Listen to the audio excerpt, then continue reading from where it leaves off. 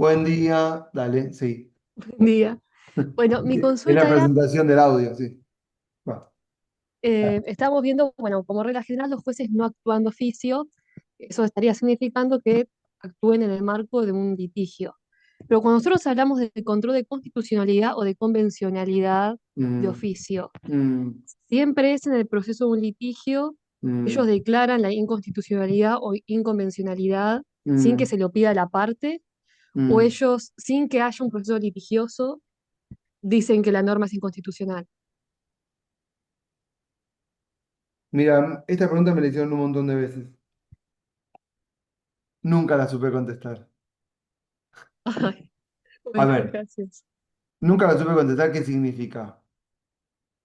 Que tal vez si pones en el buscador, viste, la inteligencia artificial, pusieron, existen casos de control de constitucionalidad o convencionalidad. Esta es la pregunta. En los que sin pedido de parte el juez o jueza de la causa se haya expedido sobre el fondo de la cuestión, específicamente sobre la inconstitucionalidad de las normas, y tal vez te da algún caso, no lo sé. Nunca ni siquiera me tomé el trabajo de hacerlo, pero esa sería la pregunta. ¿Hasta ahí está? Sí. Y yo lo... Bueno, así que si querés hacerle la pregunta, hazla y a ver qué dice. ¿Sí? ¿No le hiciste Ok. antes la pregunta? Perdón, yo... Buen día. No, yo no uso mucho IA. No, yo tampoco, por eso es que no le hice la pregunta.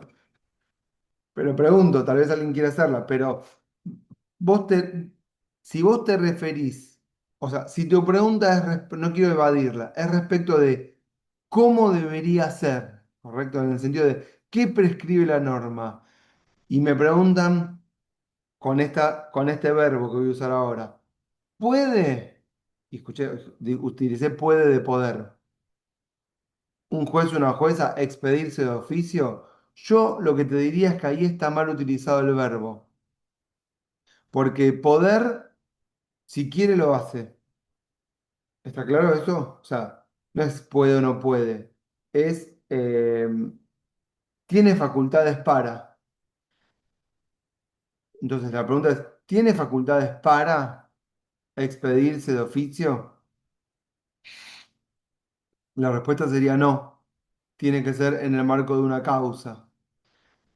Aunque en realidad no sé qué dice la Constitución en el artículo 43. Yo creo que no dice que puede, que tiene facultad.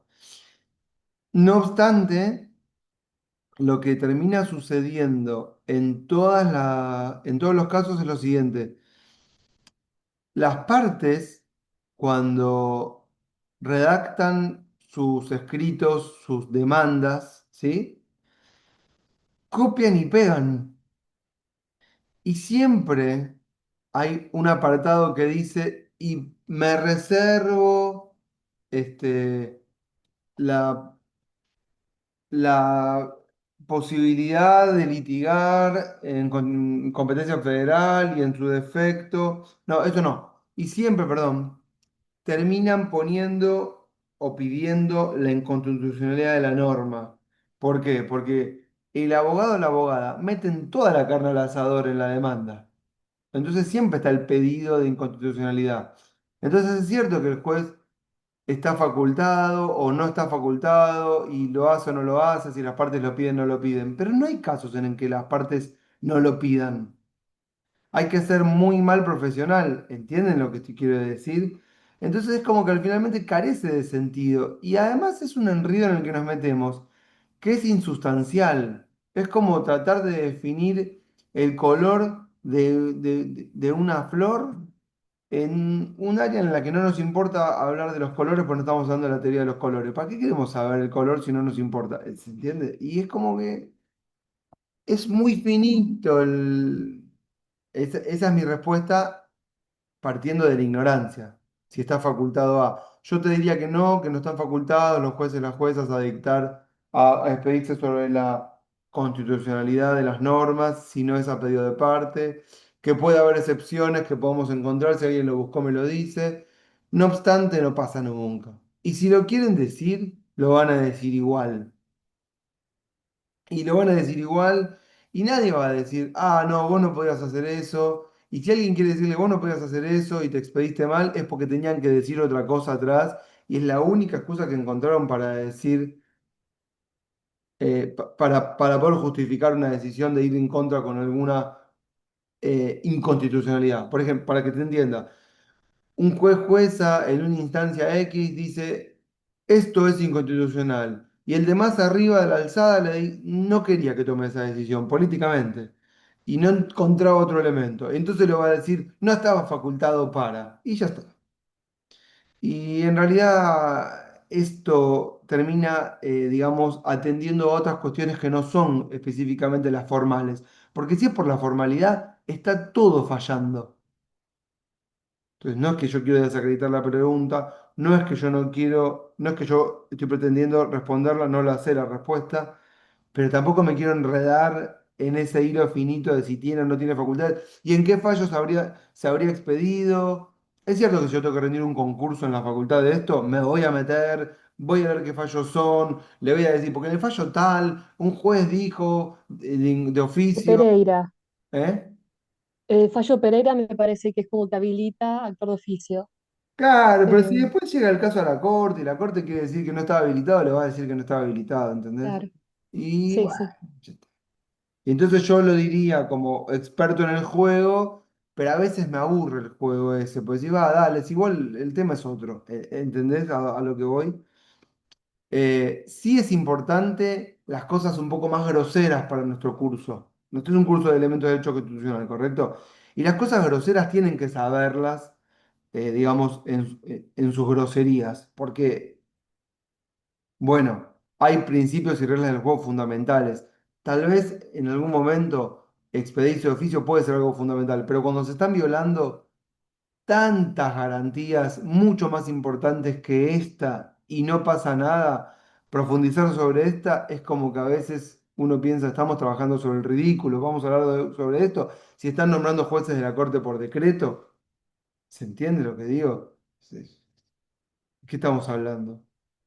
O ponen jueces en diferentes áreas, hablando puntualmente de la justicia, no sé, sacan jueces de una cámara y los ponen en casación por un decreto, el Senado convalida de manera irregular, la Corte falla contrariamente a sus sentencias, los jueces fallan contrariamente a las sentencias de la Corte y como les parece, hay saltos de instancia sin ningún tipo de argumentación lógica, eh, hay violaciones en los procesos que son mayúsculas y no pasa nada. Eh, ¿Está bien? Sí, gracias. Eh,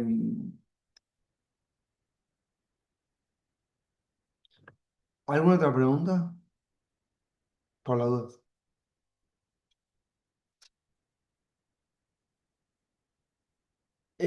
Bueno, si no, esperen que responda un mensaje. Un segundo, ¿eh?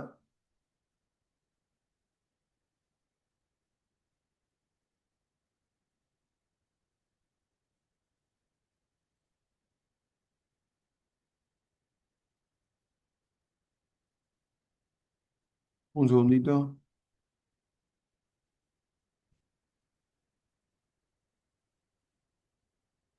Listo. Creo que Ari les dejó.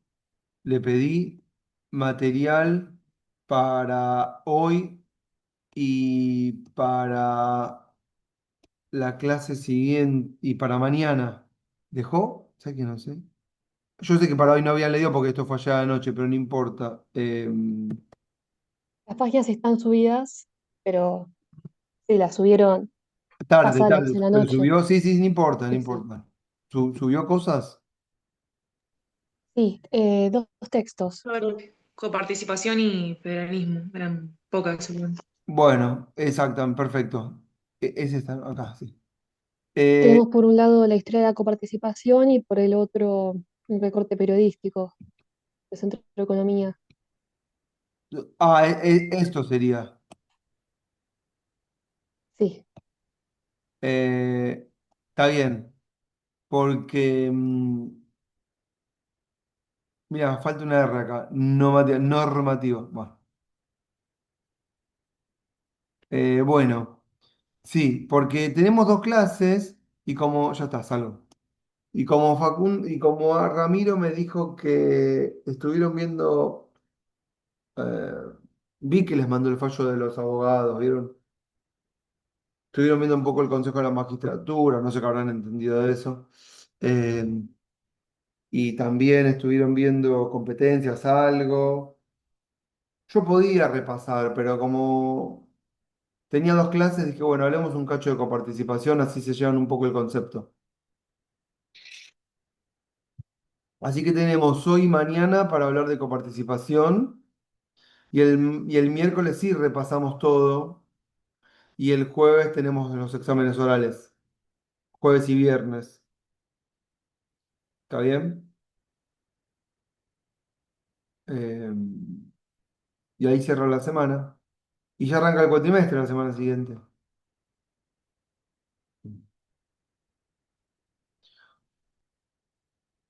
Bueno, entonces yo sabía que para hoy no podían, no iban a leer. Pero bueno, para mañana sí. Y se llevan lo de hoy para mañana. ¿Tá? Y mañana seguimos. Eh,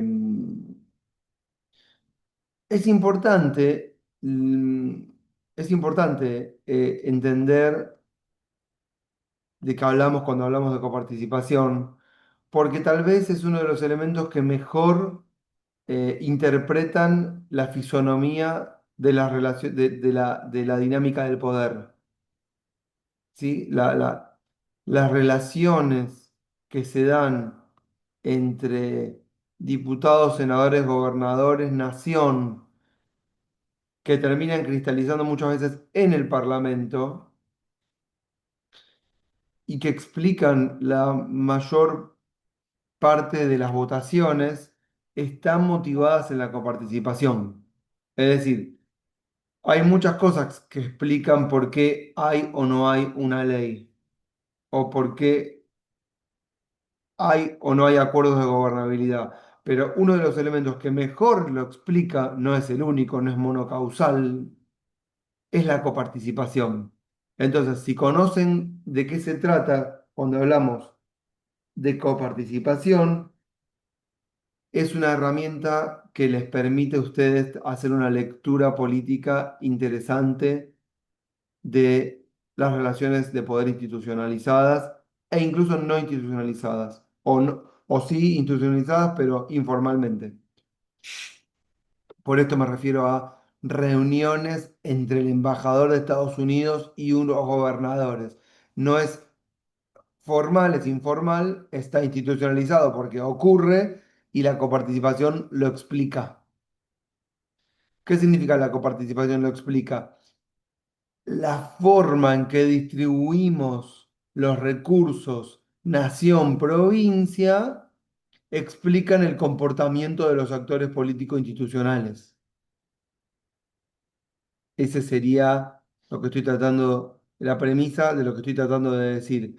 Que muchas veces entender por qué hay mayoría, por ejemplo, para votar el jueves, que se vota, que hay marcha, que se vota el jueves. La ley de extranjería, bueno, acá le pusieron de nombre inviolabilidad de la propiedad privada. No hacía falta, pero ya está en el artículo 17, ¿no? Ya saben que el artículo 17 dice que la propiedad privada es inviolable, pero le pusieron al nombre de la ley inviolabilidad de la propiedad privada y si tiene sanción,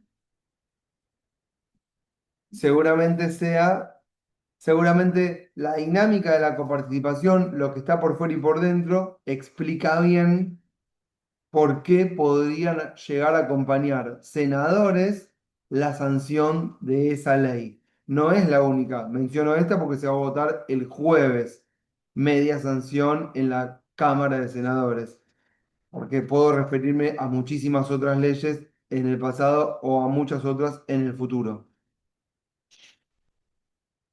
Estoy abriendo el diario, no me lo están viendo, porque quería decirles, la ley de inviolabilidad privada modifica la ley de tierras, la ley del manejo del fuego, la ley de expropiaciones, la ley de desalojos y la ley de integración sociourbana. O sea, todas esas leyes van a ser modificadas por esta nueva ley. Se lo menciono como para que sepan. Tal vez no sabían, no sabían. Ahora saben.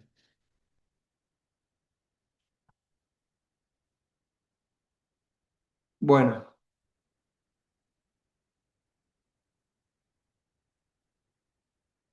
conceptualmente, ¿de qué hablamos cuando hablamos de coparticipación? Sé que no leyeron, pueden tener una vaga idea, la vez pasada lo mencioné. ¿Qué es? Creo que Una recaudación. Ay, no, sí, está bien. Sí, iba a decir lo mismo, lo recaudado, quién cobra, quién gasta la plata. Claro, ¿cómo se recaudan, digamos, los impuestos de la nación, o no? Lo que y recauda, cómo se distribuye entre las distintas provincias. claro. Están bien ubicadas, más que lo que dijo Sofía, sería lo que dijo Victoria, en el sentido de no es cómo se recauda, porque eso no dice la ley, pero eso sí es parte de la clase. O sea, cuando vamos a hablar de coparticipación, hablamos de todo lo que dice y lo que no dice. Entonces, la ley no dice cómo se recauda, pero es fundamental entender cómo se recauda. Lo que la ley sí dice es cómo se distribuye. Es más, ahora que lo pienso, me parece que es más importante cómo se recauda que cómo se distribuye. Pero bueno, la ley habla de cómo se distribuye, ¿está claro? No dice cómo se recauda. Pero cómo se recauda ya tenemos que saberlo. ¿Quién recauda todos los impuestos en este país? La nación, Bueno, vamos a poner, ¿está bien? Vamos a ponerle nombre y apellido. Mi ley le cambió el nombre y apellido. Antes era la AFIP, Administración Federal de Ingresos Públicos. Adviertan el nombre, Administración Federal de Ingresos Públicos. El nombre lo dice, o lo decía, porque es federal, ingresos públicos y la administración de esos ingresos públicos, que son federales. Mi ley lo cambió a ARCA, ¿sí? Agencia de Recaudación y Control Aduanero, creo que es. Estoy inventando. Si alguien me busca qué significa arca, que no es el arca de Noé, me lo dice. ¿Qué significa arca? Lo que vos dijiste Ah, significa eso. perfecto. Pero me la jugué, ¿eh? Porque yo me acordaba de aduanero nada más. Eh, y les voy a decir algo más que vuelvo con que yo tenía que haber estudiado filología, pero bueno, les voy a decir algo más. AFIP. Ustedes pongan AFIP. Si yo tuviese un pizarrón ahora, tal vez mañana lo hago, escribiría AFIP en el pizarrón. Y sacaría dos flechas para abajo. Y pondría una que diría DGA y la otra que diría DGI. Dos flechas, ¿correcto? DGA, DGI. DGI. La DGI, así se la llamaba antes a la AFIP. Me cayó la DGI. ¿Qué era la DGI? Era la, Dirección General de Ingresos. Sí. Y la DGA era la Dirección General de Aduana. Los ingresos eran lo que nosotros llamamos los impuestos internos. Y aduana son los ingresos que recauda Nación producto de las importaciones y las exportaciones. Y yo eso pondría en el pizarrón. ¿Y por qué pondría eso en el pizarrón? Que así se estructuraba la AFIP en DGI y DGA, porque son dos áreas completamente distintas y nos remiten al origen de la nación.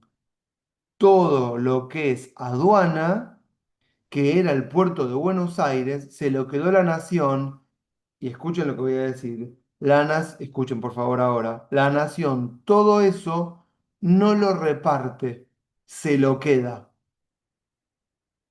¿Escucharon lo que acabo de decir? Todo lo que es aduana Impo, Expo, las retenciones, las famosas retenciones al campo, todo eso se lo queda el gobierno nacional, no lo reparte entre las provincias. ¿Atendieron bien esto? Y esto es parte de la explicación, pero no es parte del mecanismo de distribución coparticipativa. ¿Por qué? Porque todo lo que es Dirección General de Aduanas está por fuera de lo que nosotros llamamos la coparticipación. ¿Entendieron?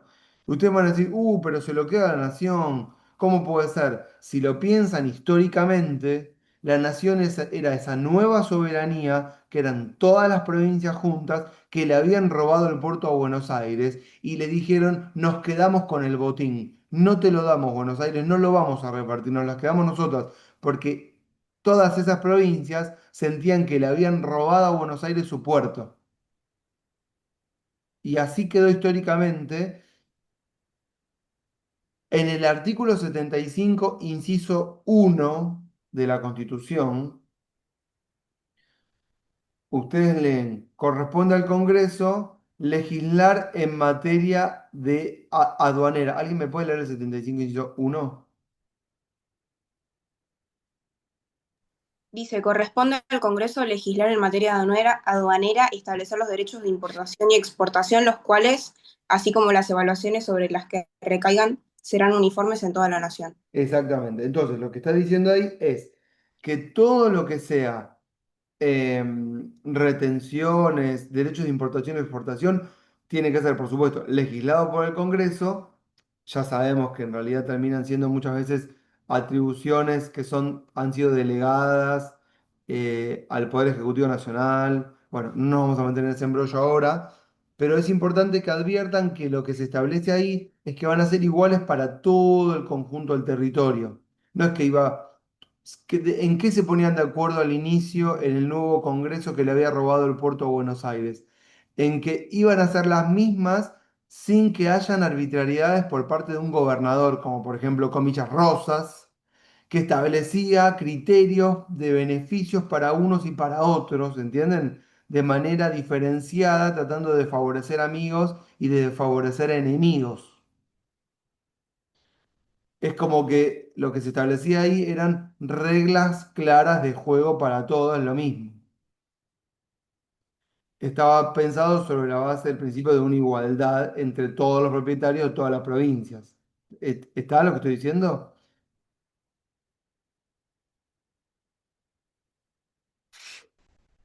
La coparticipación es...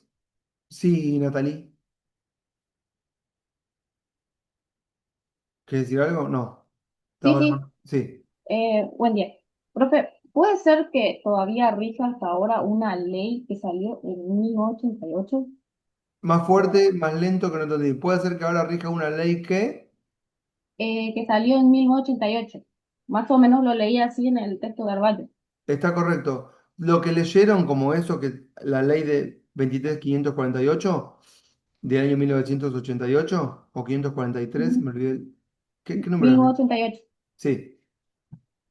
Mantenelo ahí, ya vamos a llegar, porque eso es entrarle por el medio.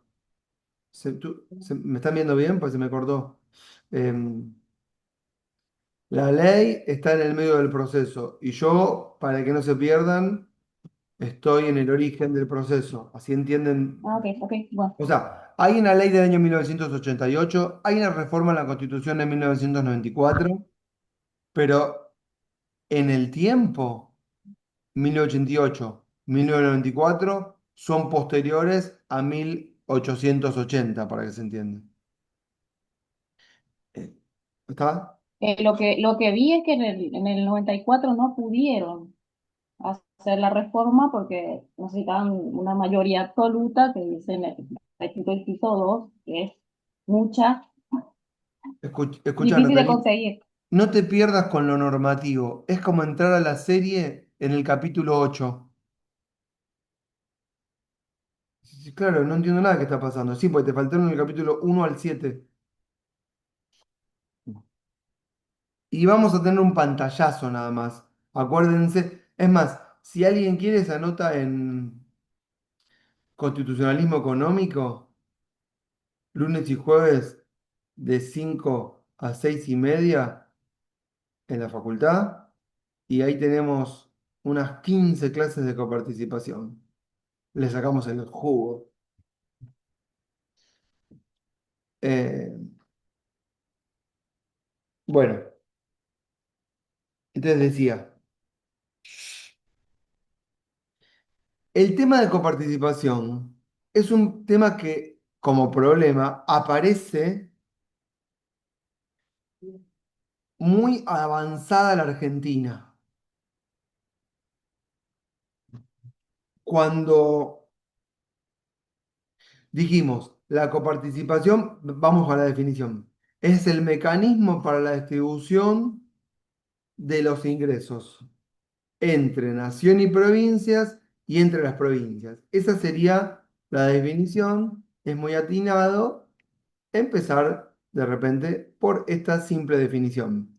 La coparticipación, o cuando hablamos de coparticipación, nos referimos al mecanismo o la comprensión del mecanismo que utilizamos para explicar la distribución de los impuestos entre nación y provincia por un lado y entre las provincias entre sí por otro lado. Y esa sería como la definición.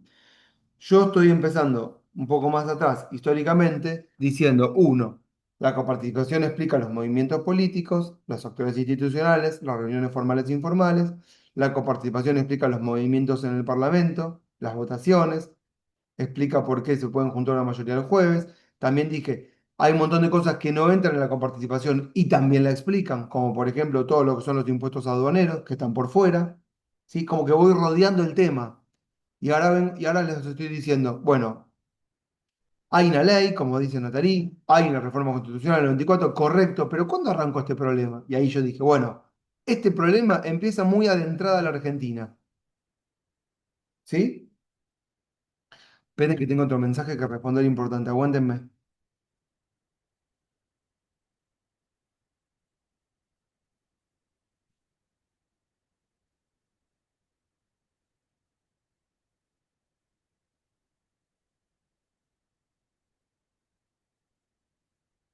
Sigo.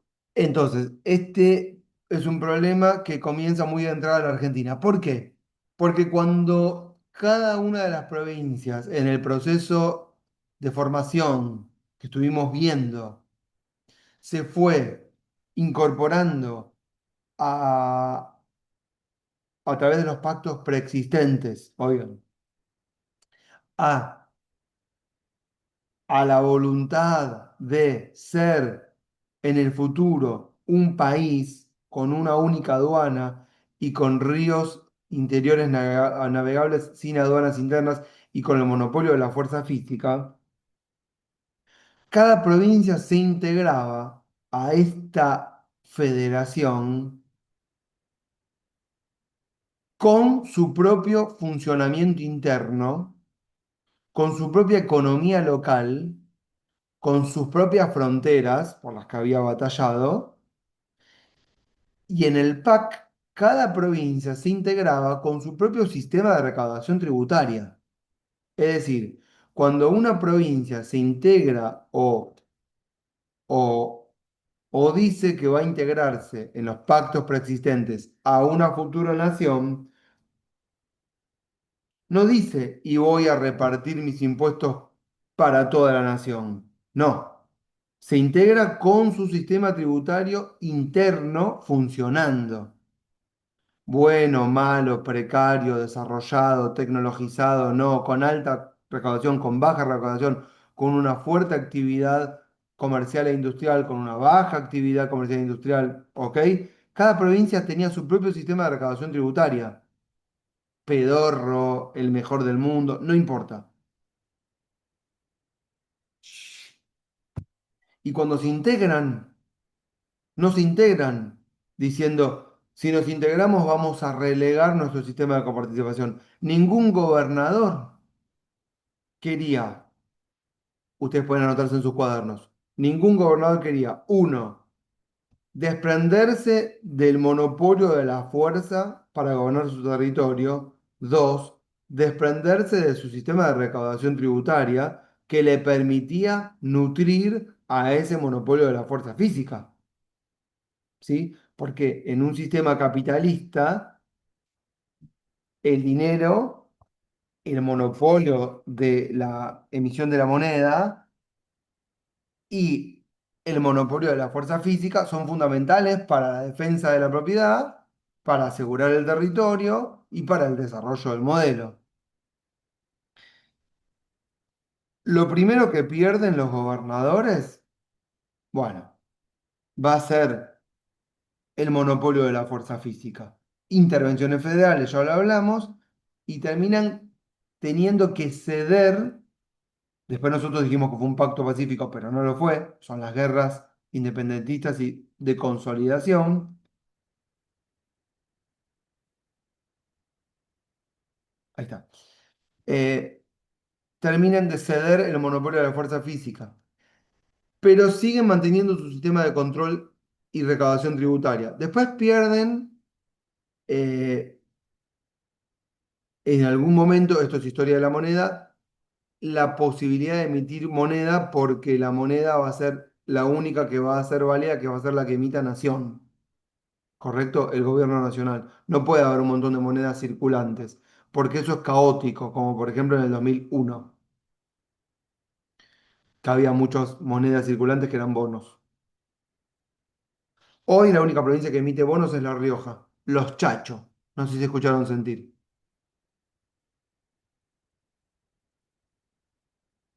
Pero son bonos, no es. Tiene forma de billete, ¿no?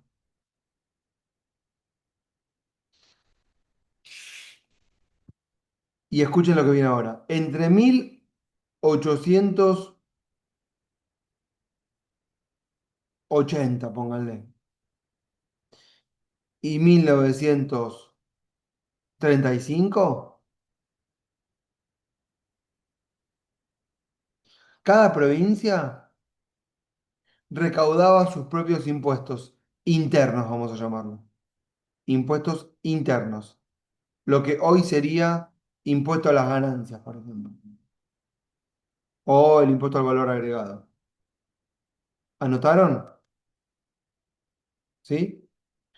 Cada provincia recaudaba sus propios impuestos con el nombre que tenía cada provincia, ¿eh? No era que se llamaban igual. Cada provincia tenía sus propios impuestos con sus propios nombres y su propio sistema de recaudación tributaria. ¿Desde cuándo fue así? Desde el origen. Pregunta retórica. ¿Había un sistema de coparticipación? Respuesta. No, no había un sistema de coparticipación porque cada provincia se las arreglaba como se las arreglaba. ¿Ok? Provincias que recaudaban más, provincias que recaudaban menos. ¿Bien? Entre 1860 y 1800, o desde el origen si quieren, desde el origen, cualquiera que fuese, hasta 1880, la nación, es cierto que la nación existe desde 1862, la nación desde la Asunción de Mitre, solo hasta 1880, solo recaudaba impuestos aduaneros. Esto significa que el gobierno nacional no legislaba ni menos recaudaba impuestos que nosotros llamamos impuestos internos. Es difícil de pensarlo porque es lo que pasa hoy, pero en ese momento no pasaba. ¿Qué significa? No existía el impuesto a las ganancias a nivel nacional, o el impuesto a los combustibles, o el impuesto al cheque, o el impuesto al valor agregado. No existían esos impuestos internos. ¿Y cómo recaudaba Nación? Solamente los derechos de importación y exportación, que son los que le permitía su sistema portuario y aduanero. ¿Entendieron esto? Esto es entre 1860, perdón, dije 80, me equivoqué, y 1890. Dije 80, me equivoqué, es 90. ¿Qué pasa entre 1860 y 1890? 30 años. ¿Qué pasa en ese periodo? La nación consolida las fronteras externas, las fronteras internas, una sucesión importante de presidentes y un importante desarrollo del aparato administrativo. Hay censos, hay escuelas, se desarrolla el telégrafo, las cadenas, digamos, las redes viales de trenes que empiezan a funcionar, de caminos. eh, El aparato administrativo crece, se desarrolla la justicia federal, el Congreso funciona más formalmente, la actividad política, que después nos vamos a llamar democrática, necesita un presupuesto. Y entonces crece mucho la actividad del gobierno nacional. ¿Con qué se sostiene toda esa actividad? Con los impuestos aduaneros. Con esa plata se financia, se sostiene, se sustenta el gobierno nacional. ¿Hasta ahí está lo que estoy diciendo? Vendíamos, primero vendíamos mucho tasajo, que es la comida para los esclavos, que es tipo doggy, ¿vieron comida para perro?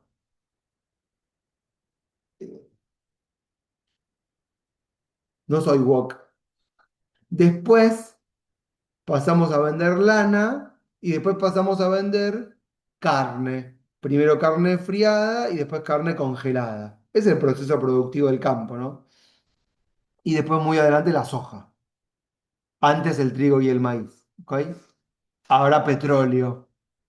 Va cambiando la fisonomía del país. Eh, En 1890, yo sé que no sé qué estudiaron del capitalismo, pero vamos a decir una cosa básica. La primer gran crisis del capitalismo, 1890. Lo que nosotros le vendemos al mundo baja de precio. Entonces, la producción es la misma, pero el ingreso es menor. Estoy diciendo cosas básicas. No sé si me van siguiendo. Vendo lo mismo, recaudo menos porque cae el precio de lo que vendo. Exceso de oferta, como diría Milei. Todo problema de inflación es en todo tiempo y lugar, como le gusta decir, un problema de exceso de oferta o no sé, no le sigo la lógica de la escuela austríaca. Pero bueno, lo dice siempre. Casi que me lo voy a tatuar. Si me hago libertario, me lo tatúo. Bueno, eh, bueno, eh, me imaginé tatuado con eso. Eh, Y como cae la recaudación en 1890, el gobierno nacional, que no sé si estaba Roca en ese momento, o Juárez Selman, creo que era Juárez Selman, ahí Mateo me asiente con la cabeza, tiene que buscar algún mecanismo compensatorio de la caída de la recaudación para sostener el circo de la nación. ¿Siguen esto? Porque si no nos transformábamos en un país inviable.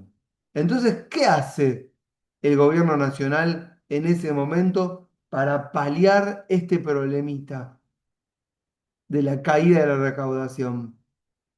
¿Qué hace? ¿Qué se imaginan que hace? Empieza a regular impuesto interno. ¿Más fuerte, Victoria, que estaba bien? Empieza a regular impuesto interno. Sí, más que regular, vamos a ponerle cambio a la palabra, Controlar. crear. Ok. Crea nuevos Tiene impuestos que no movido existían. ¿Cómo, Ana, perdón? que se retienen un 15%. Bueno, acá en el texto dice que se implementó la retención de un 15% de la masa de impuestos coparticipables para financiar el déficit. ¿Pero eso cuándo? En los 90 dice, la No, década de no, los por eso. 90. Estoy en 1890, no en 1990. Mm, ¿Está casi. bien? El concepto es el mismo, pero son 100 años antes. El concepto es el mismo. Falta guita, ¿qué hago? Pero acá es mucho más fuerte. La nación que solo recaudaba los impuestos de derechos de importación y exportación, los impuestos aduaneros, lo que es la DGA Dirección General de Aduanas, ¿sí? Y por eso Milei le puso ARCA, Administración, no, Agencia de Recaudación y Control Aduanero le puso, ¿sí?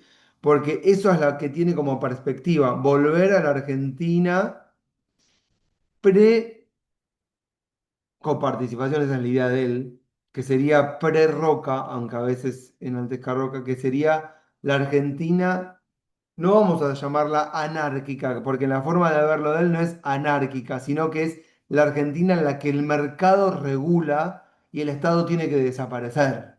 Entonces, bueno, en el paso previo sería, bueno, que cada provincia se arregle como pueda y que la nación se arregle como siempre se arregló, con los impuestos de aduaneros. ¿Sí? Lo mismo diría el ministro de Economía que habló ayer y dijo, "Ah, ni que cada uno se arregle como pueda, así que tomar un préstamo que lo tome y que vea cómo hace. Yo no los obligué. Bueno, ¿está bien? Y entonces, un impuesto que existía 1890, 1890, ¿sí? Un impuesto que existía en la provincia de Córdoba, de repente, esperen que tengo internet inestable, no sé, ahí está. Un impuesto de la provincia de Córdoba, por ejemplo, no sé, el impuesto al consumo de agua o de, no sé, el impuesto que se imaginen, un impuesto a las ganancias sería lo básico, o un impuesto a los ingresos. El mismo que existe en Córdoba lo crea la nación y una persona que paga impuesto a las ganancias en Córdoba tiene que también pagar impuesto a las ganancias a nivel federal. El mismo impuesto dos veces. ¿Entendieron lo que acabo de decir? Dos veces el mismo impuesto. Y el tipo de Córdoba dice, pero pará, si yo ya pagaba el impuesto a las ganancias, no sé cómo lo diría en Córdoba, ya pagaba el impuesto a las ganancias, una cosa así. Pues dice, bueno, ahora te lo voy a volver a, vos lo tenés que volver a pagar. Y ahí fue cuando le agarró el ataque a Yarlora, ¿vieron? Este, el de los pituquitos de Recoleta. Pero también lo mismo pasó en Buenos Aires, lo mismo pasó en Catamarca, lo mismo pasó en La Rioja, lo mismo pasó en Tucumán, en Santiago, en Salta y Jujuy, ¿está bien? En Mendoza, San Juan, las provincias.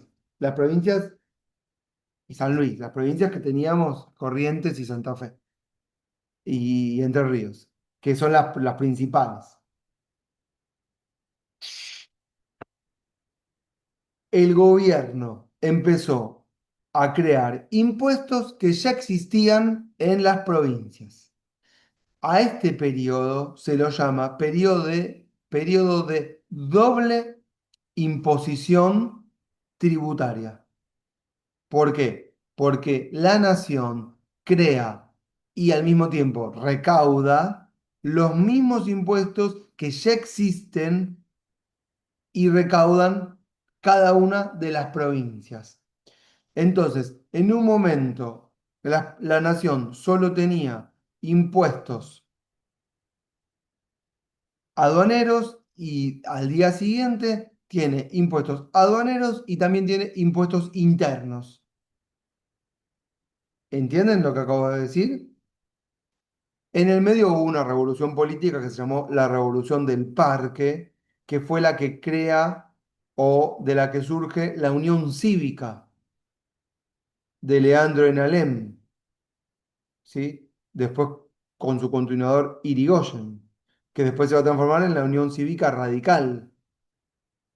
Esto ya es historia del siglo XX, las masas, la incorporación de los sectores medios, la aspiración a un progreso social y un mejor desarrollo, la participación, el debate, la proscripción, los encarcelamientos, la violencia interna, todo eso junto. Y al mismo, bueno, esa crisis o esa revolución política, que fue justo donde fue la Plaza Lavalle, que es donde está el Palacio de Justicia hoy en la calle Tucumán, ahí fue, coincide también con este cambio económico.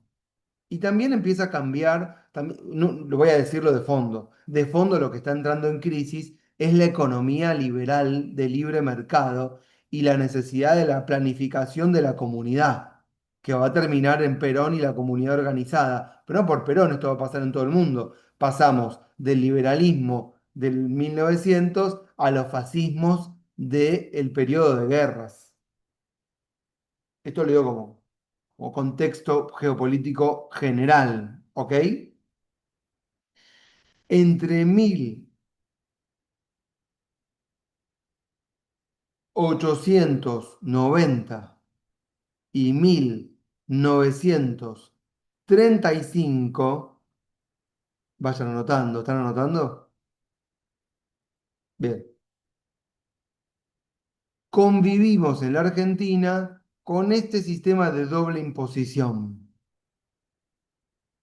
Las provincias nunca quisieron amistosamente perder la capacidad de crear y recaudar sus tributos. ¿Ok?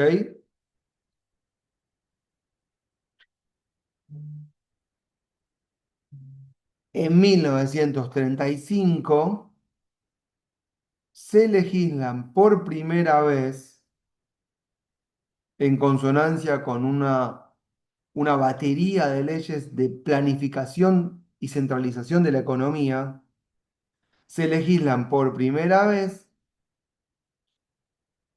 mecanismos de coparticipación que son de recaudación y distribución tributaria para compatibilizar, compatibilizar en todo el territorio nacional un sistema de impuestos o de ingresos públicos ordenado, planificado, centralizado, previsible.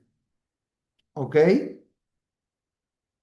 1935 también coincide con la creación del Banco Central, con el fin, vamos a llamar, de la economía liberal, por lo menos en teoría, y una mayor planificación por parte de los gobiernos en cabeza de los estados. Y vamos a empezar a llamar a estos tipos de estado estados interventores. No es que no lo fueran antes, pero ahora con mucho mayor énfasis. ¿Estamos hasta acá? Entonces, ¿qué tenemos como un elemento que es jurídico normativo? Bueno, las primeras leyes de coparticipación del año 1935. Por supuesto, antecedentes de la ley que me mencionaba Natalie, que leyó del año 1988. Por supuesto que hay un camino para llegar a esa ley de 1988 o esa reforma de la Constitución. Y ese camino es el que yo estoy desarrollando en esta clase. Nótense que voy lento. Casi en por 4, en -4. Bien, después del video hay que ponerlo en por 4 y te queda una pinturita. Pasa que si lo ponen en por 4 el cerebro no lo agarra, eso seguro. Eh, quería decir algo. Ah, sí, sí, sí. En el interín, entre 1890 y 1935, por supuesto, hubieron casos judiciales que siempre son los antecedentes de la futura legislación. Ustedes imagínense, no sé si se lo pueden imaginar, propietarias, propietarios, hinchados las guindas de pagar tantos impuestos, ¿sí? Van a sede judicial a peticionar ante las autoridades, por supuesto que seguramente deben ser de provincia, para decir, che, estoy pagando dos veces lo mismo, no da. Ese sería la síntesis de la demanda. Tiene 4.000 páginas, pero dice eso. Estoy pagando dos veces lo mismo, no da. ese sería el resumen, ¿sí? De la demanda. O sea, decímelo en dos palabras. No da pagar dos veces lo mismo. Hay que adornarlo después. ¿Ok?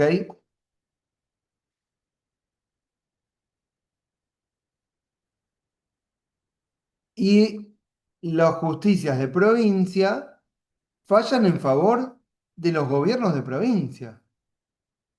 ¿Por qué? Porque la justicia de provincia, que estuvieron viendo Poder Judicial, ya lo puedo explicar mejor, defienden la autonomía de la provincia. ¿Y para qué está la justicia federal en sus competencias? Para hacer valer en todo el territorio de la nación el artículo 31. Esta constitución está por encima de las provincias y todas ellas tienen que ajustarse a lo que diga nación.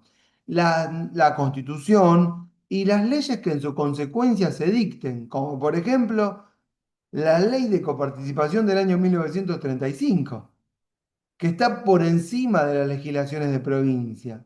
¿Ven lo que estoy diciendo? Entonces los casos que llegan a la Corte, por supuesto que antes de la ley de coparticipación existían las leyes que habían creado los impuestos nacionales. Entonces un tipo va y dice, acción declarativa de certeza, imagínense hoy, artículo 322 del Código Civil y Procesal. ¿Lo vieron ese? ¿El 322? ¿Ayer, anteayer, estos días o no? ¿No lo vieron el 322? ¿No? Bueno, ¿existe la acción directa de inconstitución, de pedido de inconstitucionalidad o no existe en Argentina? Miren la pregunta que hice. Pregunta examen para el jueves. ¿Existe la acción directa de inconstitucionalidad como en Brasil, que existe, por ejemplo, en Brasil? Las María, ¿no? Sí.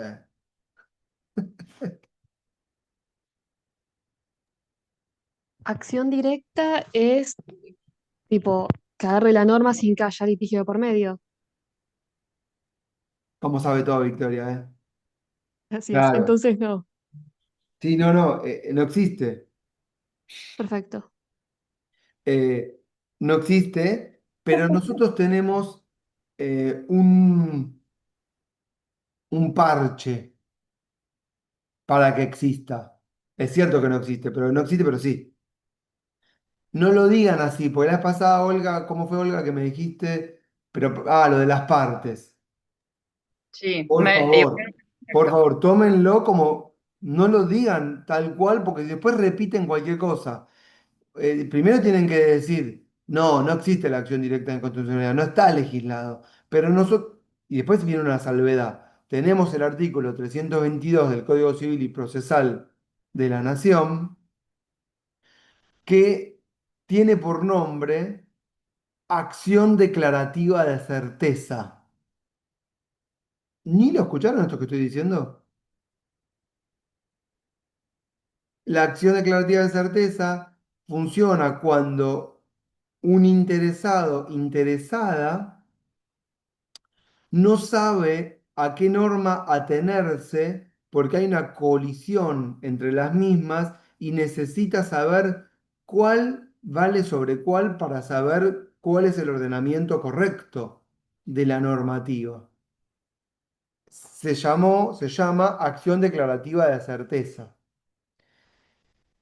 Tiene que haber, por supuesto, un interés subjetivo concreto, un derecho subjetivo lesionado o un interés concreto del interesado para poder peticionar sobre la base del artículo 322. ¿Por qué? Porque decís, ¿y a vos qué te importa saber si se va a aplicar esta norma o esta si vos no tenés nada que ver? ¿Entiendes? Entonces tiene que haber un interés subjetivo, que es lo que nosotros llamamos cuando decimos no puede haber control en abstracto, ¿se acuerdan? Tiene que haber una causa, un derecho subjetivo lesionado y una acción de petición, y en el marco de una causa, el juez expedirse no solamente sobre la causa, sino sobre la constitucionalidad de las normas en colisión, sobre las cuales después puede fallar sobre el fondo del asunto, ¿entienden? O sobre la causa. Y esa acción declarativa en algún punto existió cuando yo les estaba contando, no se mareen, una persona propietaria tiene que pagar dos veces el mismo impuesto y no quiere pagar dos veces el mismo impuesto, entonces se presentaba ante la justicia de provincia preguntando sobre qué impuesto pagar. O más que nada diciendo, no voy a pagar este porque pague aquel. O tal vez era demandada por nación a que pague y se defendía diciendo, y esto ya es una acción indirecta, no, no lo pago porque yo ya pagué el provincial, no voy a pagar dos veces el mismo. Y ahí aparece la justicia federal en sede provincial para decir, este caso es federal, nótese que son jueces nombrados por la justicia, por el gobierno nacional, con el acuerdo del Senado, pero nacional, federal, que decía, este caso es federal, sale de sede provincial y lo que se diga en sede federal, por la justicia federal, vale y está por encima de la legislación de provincia. Y los fallos federales decían que era constitucional que la nación creara impuestos nacionales en concurrencia, es decir, al mismo tiempo que las provincias. ¿Entiendes lo que estoy diciendo? ¿Por qué decía esto? Porque quería defender la legislación nacional de un gobierno nacional que estaba por encima del provincial. Por supuesto que son todos jueces nombrados por el Poder Ejecutivo Federal. ¿Ok? Por supuesto que el gobierno federal tiene otros mecanismos extorsivos para con los gobernadores de provincia. Como por ejemplo, si no haces lo que yo te digo, te intervengo a la provincia. Y se terminó. Proscripciones. Nosotros tenemos la década infame, así la llamamos, que es de proscripción, de encarcelamientos y de prohibición de participación política, ¿sí? Y de fraude en las elecciones. Y después tenemos el periodo peronista y después tenemos la proscripción para eliminar a los gobernadores peronistas. Es decir, cómo se sometía a la voluntad de los gobernadores díscolos con el gobierno nacional, con el encarcelamiento, con la proscripción, con la salida forzada del país, con mecanismos, eh, vamos a llamar, no democráticos, porque hasta 1983 no somos democráticos. ¿Ok? Entonces, en este contexto, en el año 1935, se sancionan las primeras leyes de coparticipación. No es un contexto fácil, 1935. El radicalismo no se quería presentar a las elecciones porque denunciaba fraude. No se puede estudiar una cosa separada de la otra. No es que las cosas funcionen institucionalmente separadas del contexto político, económico, social. ¿Ok? ¿Lo que estoy diciendo? ¿Y qué dice en la primera ley de coparticipación? Profe, pregunta, Pregunte. hasta 1953 entonces era este sistema, después ya no tuvieron que pagar en las provincias y acá también los impuestos, Repetime el año que no entendí, Natalie. hasta 1953 entonces No, era esto, vos por qué dijiste 1953. y estábamos en ese tiempo, ahora no. Yo el 53 no lo nombré como año. El 53 No. estamos al final del gobierno de Perón. Ya murió Evita. ¿No? ¿Murió en el 52 o no? Creo que sí. Y se está recrudeciendo la violencia y estamos a las puertas del 55 y el golpe. Pero yo dije que la primera ley de coparticipación es 1935. ¿Será la dislexia? ¿53-35?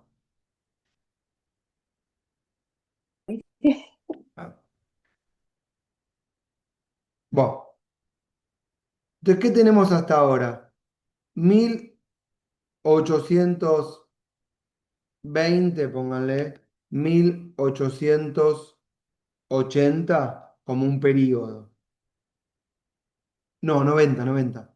1820, 1890, sí, 1820, que es cuando cada provincia empieza, después de la batalla de Cepeda, a armarse cada una, ¿vieron? Al interior, con sus constituciones, su ordenamiento interno, las guerras internas, para delimitar todo esto, hasta 1890, la primera crisis mundial del capitalismo, y todo este periodo en términos de recaudación impositiva, ¿qué tenemos? Tenemos que la nación se sostiene con los impuestos aduaneros y que las provincias se sostienen con sus impuestos internos. 1820, 1890. ¿Sí? ¿Está esto claro?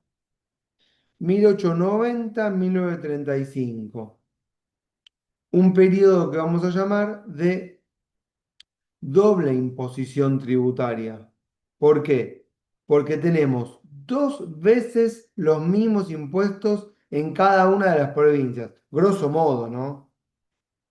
Porque tenemos impuesto a las ganancias en Corrientes, impuesto a las ganancias a nivel nacional.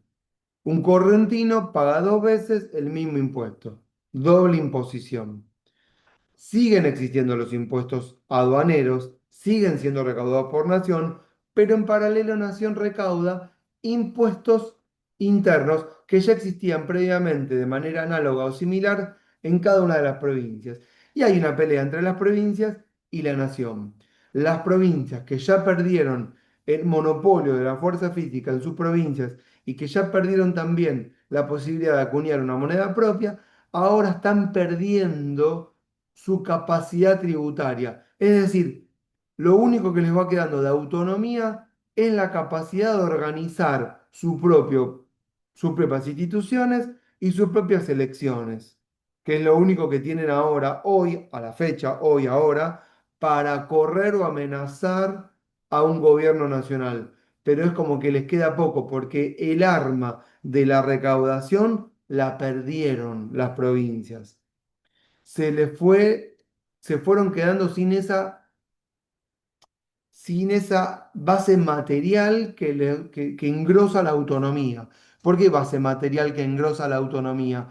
Porque si yo tengo la plata y no se la doy a la nación y la nación me extorsiona, yo te digo, no te doy la guita de la recaudación si vos no me das lo que yo te pido. Y esa transaccionalidad las provincias la perdieron, ¿entienden lo que estoy diciendo? No tienen ese arma de negociación.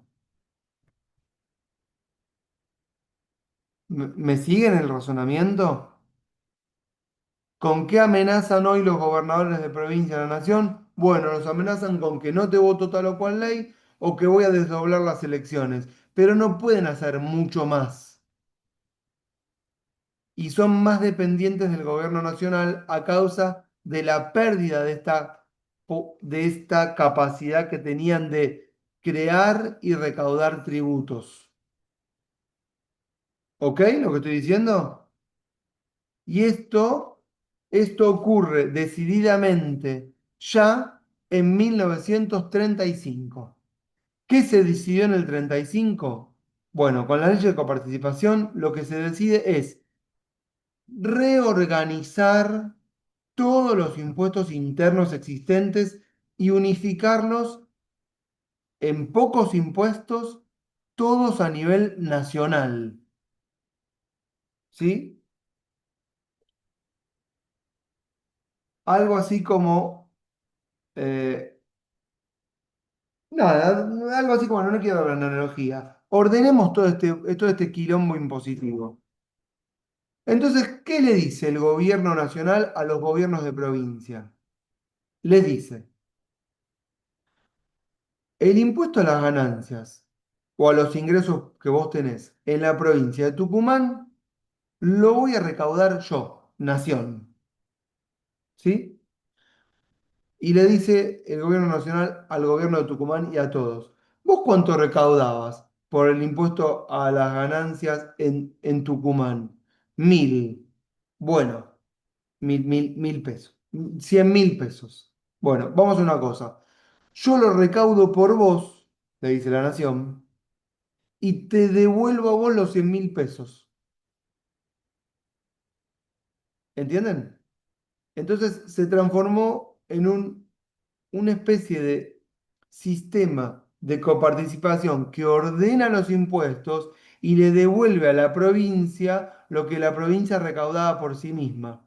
Es decir, que lo que tiene como criterio distintivo esta primer ley de coparticipación, que son tres en realidad, es que es un sistema devolutivo. La nación recauda a cuenta y orden de las provincias y le devuelve a la provincia lo que la provincia ya recaudaba por ese impuesto. Y le quita a la provincia la responsabilidad de recaudar por ella misma. ¿Entendieron lo que estoy diciendo? Yo recaudo por vos ese impuesto, yo me quedo nación con una parte y te devuelvo la parte que te corresponde a vos. Básico. Es la primera ley de coparticipación con criterio devolutivo. La única misión que tenía la ley de coparticipación era que solo recauda nación, bajo la idea de un único impuesto que paga el contribuyente, vos pagá tranquilo, le dice el contribuyente, pagá lo mismo. Nosotros en esta ensalada lo que hacemos, dice Nación, es eliminar todos los impuestos que existen en las provincias, unificarlos bajo un único impuesto nacional y devolver a la provincia el monto que le correspondía a la provincia. ¿Vos cuánto te llevabas por todo concepto en Salta? 100.000. Acá tenés los 100.000. Listo. Vamos por adelante. ¿No te gusta? No, pues yo en realidad he recaudado un poquito más. Tranquilo, te echo el gobierno y pongo otro. Intervenimos en la provincia. ¿Listo? Bueno, entonces, ¿sabes qué? Acepto. Es como esos, ¿viste los contratos que firmamos por cuando bajamos una aplicación?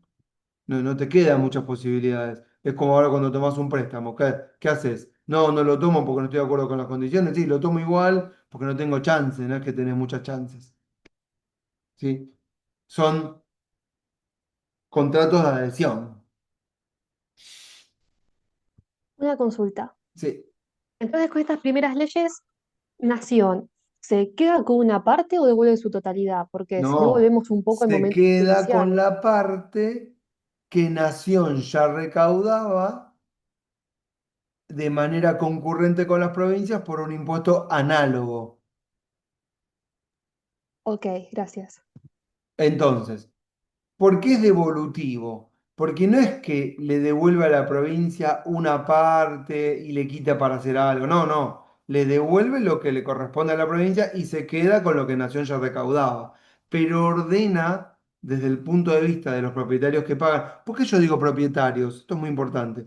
Porque las personas no propietarias no pagaban impuestos, no porque el gobierno nacional no quisiera, sino porque no teníamos la tecnología necesaria como para hacer recaudar impuestos de forma directa a toda la ciudadanía.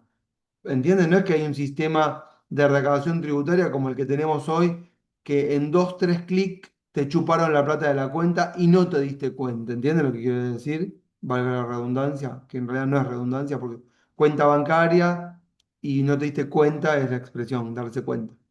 Eh, pero te chuparon de la cuenta y no te diste cuenta, es un sistema tecnológico muy, muy desarrollado que existe hoy, en el que casi no tenemos control de nuestro dinero, casi al punto de que si se corta la luz y se acaba la batería, no tenemos forma de acceder a las cuentas bancarias o a las aplicaciones virtuales. Imagínense el caos que sería esto. Digo, digo. Em, La ley de coparticipación de 1935 funcionó mal bien o existió hasta su siguiente modificación en el año 1973. 1973. No llegué a 1988, adviértase. ¿Sí? ¿Por qué dije 1988? Porque en 1988 es la actual ley de coparticipación 23.548. No llegué todavía. Estoy diciendo que la siguiente ley de coparticipación creo que es la 20.221. No estoy seguro, pueden verificarlo y me lo pueden confirmar. Es del año 1973. ¿Qué pasó entre el 35 y el 73? En una sola palabra. Arriesguen en el país, ¿no? ¿Entre qué años dijiste? 35, 73. El peronismo. Hay un corte fundamental, ¿entienden? Con todo lo que implica, ¿sí? Una primer cristalización de una división que ahora llamamos grieta, que existe desde los tiempos inmemoriales, pero que cristalizó bien en la expresión peronismo-antiperonismo, ¿correcto? O masas o sectores populares versus propietarios o capital trabajo mezclado con nacionalismo, fascismo, ¿sí? Centralización, planificación de la economía, guerras, ¿ok? Todo lo que estoy diciendo. Son años de fuerte violencia, intervencionismo, disputas por el sentido, por el futuro. También son años de muchas modificaciones al sistema tributario. También lo fueron después de 1973. ¿Qué quiero decir con esto? Que los sistemas de coparticipación y cualquier sistema o conjunto de sistema impositivo que reúne muchas leyes, solo funciona sobre la base de una recaudación estable. ¿Qué significa? Que si hay mucho oscilamiento en la recaudación, el sistema de recaudación-distribución deja de tener sentido porque no se recauda. Entonces nos terminamos peleando por nada. Entonces, digo esto para que adviertan que es fundamental que haya una economía que se sostenga sobre una base de recaudación más o menos equilibrada para que el sistema de distribución tenga algún sentido. Porque si no hay nada que repartir, ¿para qué nos vamos a pelear? Y son años muy oscilantes.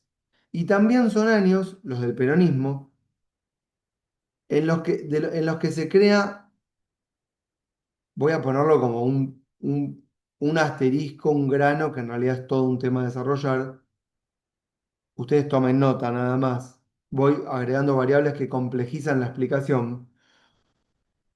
Se crea una nueva caja en paralelo a la caja de la coparticipación, que es la caja de la seguridad social. Y esta caja nace en los años del peronismo, previo al peronismo, y se va desarrollando.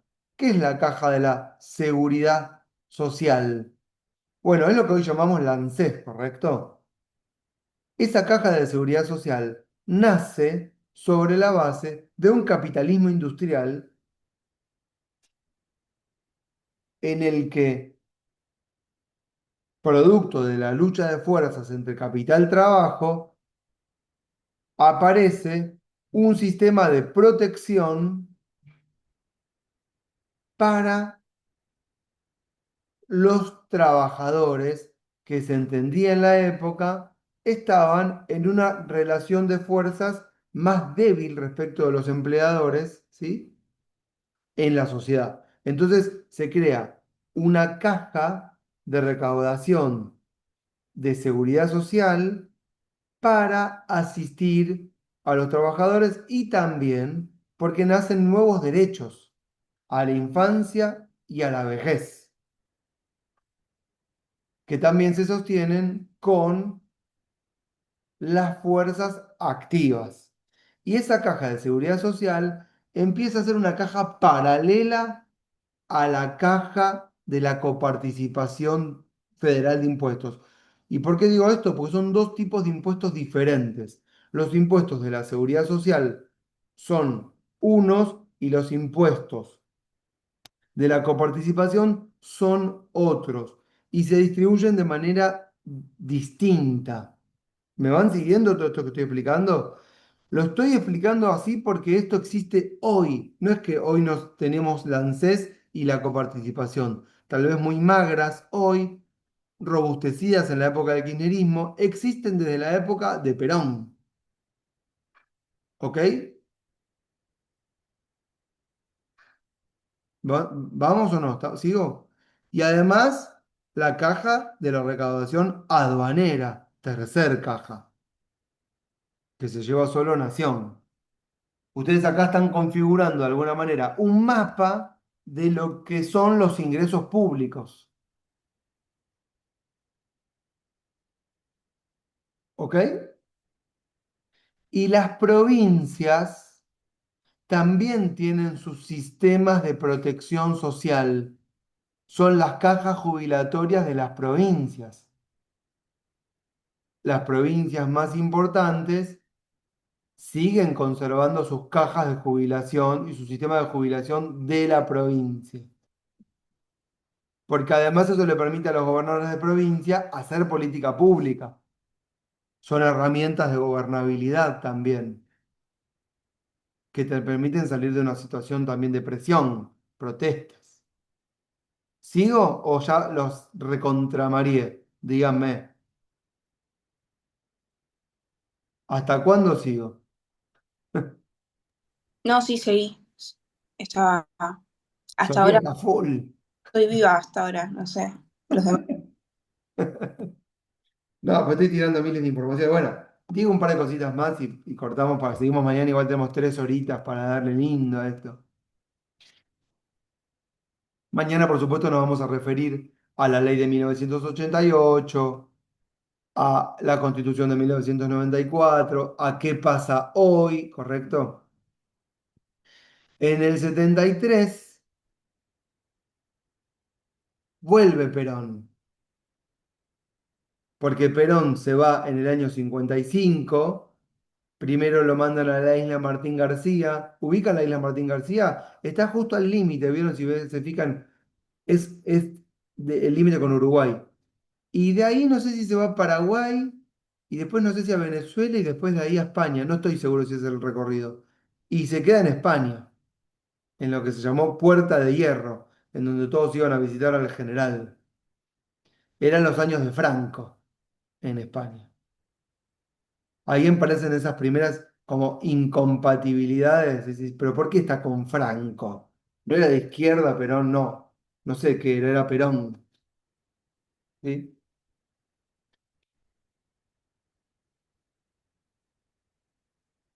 Proscripción del peronismo, persecución, encarcelamientos, violencias, golpes de Estado. Las fuerzas militares toman el control, por supuesto que la aparición activa de la Embajada de Estados Unidos y la CIA siempre va a ser fundamental en América Latina. Todo esto para decir que se aplican políticas muy distintas a las que venían aplicando los gobiernos peronistas y caen las recaudaciones, ¿sí? Y se distorsiona un poco el mecanismo del 35. Cuando vuelve Perón en el 73, agosto, o septiembre, creo que agosto o septiembre del 73, en mayo es elegido Cámpora. Ah, él vuelve, no tengo bien esta historia, pues yo no había nacido en esta época, en el 72. Viene y se va. Y después vuelve cuando eligen a Cámpora. Ahí Mateo me está confirmando que es así, ¿no?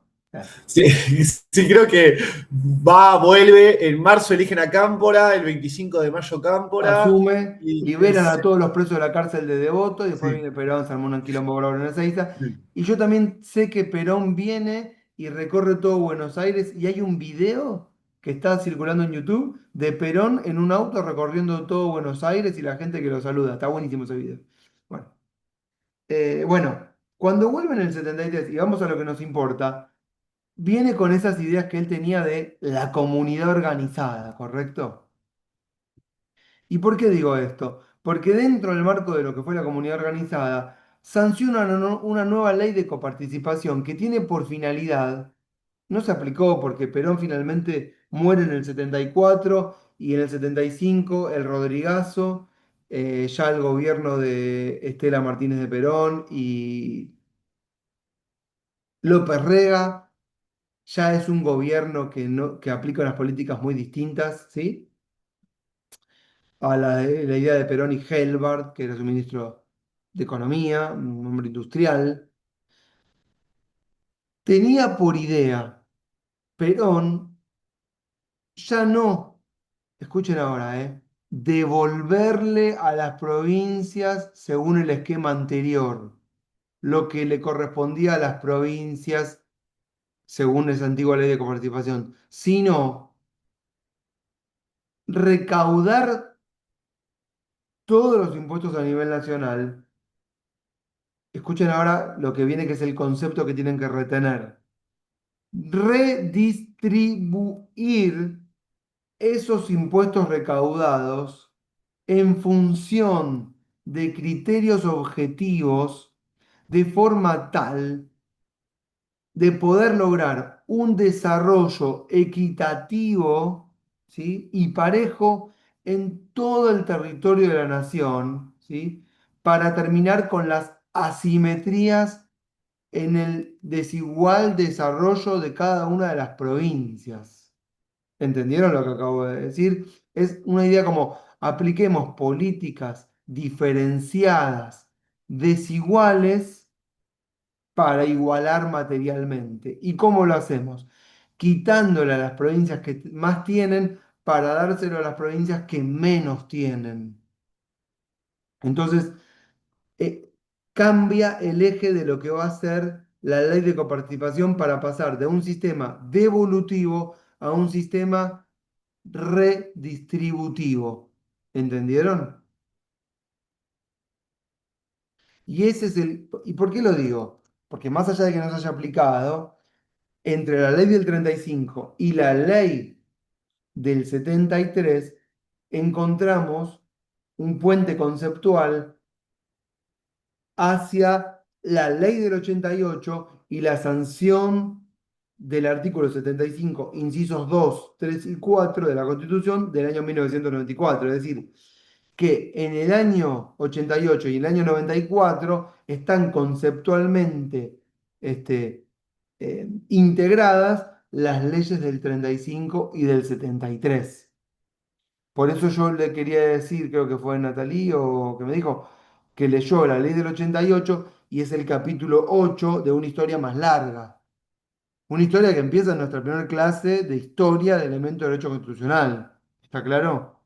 Y que va cerrando un ciclo.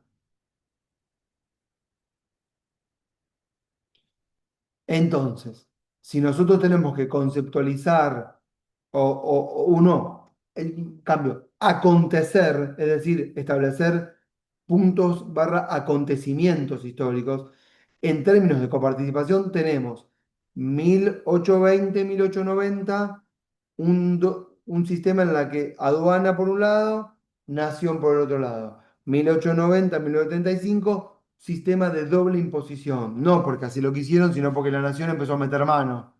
Entonces se crean impuestos dobles. 1975, primer ley de coparticipación. Ordenemos todo. Recauda nación, le devuelve a las provincias. 1973, recauda nación, redistribuye entre las provincias.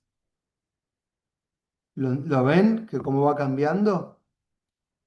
En paralelo a toda esta película, tenemos la línea de tiempo de recaudación aduanera, siempre nación. Nunca reparten la recaudación aduanera con las provincias. Lo vamos a poner bajo un título más ampuloso. Cristina se quedó con las retenciones a la soja. ¿Entienden? Así como firme, pum, te lo dije. Y el campo se le puso de culo y le paró el país en el 2008 con cortes de ruta. ¿Entienden lo que estoy diciendo? Y decir, ¿cómo puede ser que Cristina se quedó con las retenciones de la soja? Bueno, porque Nación históricamente siempre se quedó con los impuestos de recaudación aduanera. ARCA, Agencia de Regulación y Control Aduanero, que durante mucho tiempo estuvieron en la DGA con un director general de aduana que siempre está ahí observado porque hay chanchullos en la aduana, ¿correcto? Las aduanas paralelas que siempre existieron.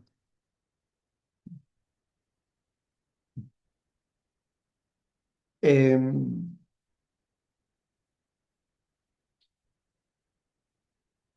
Y también en paralelo, a partir del 45 o del 35 si quieren, a partir del 35 no dije 35 no por la ley, dije 35 por esos años, las cajas jubilatorias. Aparecen las cajas de seguridad social, que es otra caja que también existe en paralelo y se va a mantener en paralelo. Y también es una caja que administra Nación desde los años 90, ¿sí? Pero que también sigue estando en las provincias importantes en cabeza de las provincias. Ahí se da un sistema sui generis. ¿Por qué? Porque algunas provincias importantes siguen sosteniendo, manteniendo sus propias cajas de jubilación y provincias menos importantes en los años 90 se las dieron a Nación, que se hizo cargo de la caja jubilatoria de las provincias, vamos a llamar de comillas, más pobres en términos recaudatorios. ¿Está bien? Son 10:30, digo lo último ya para mañana y ya los dejo leer, porque fue mucha información.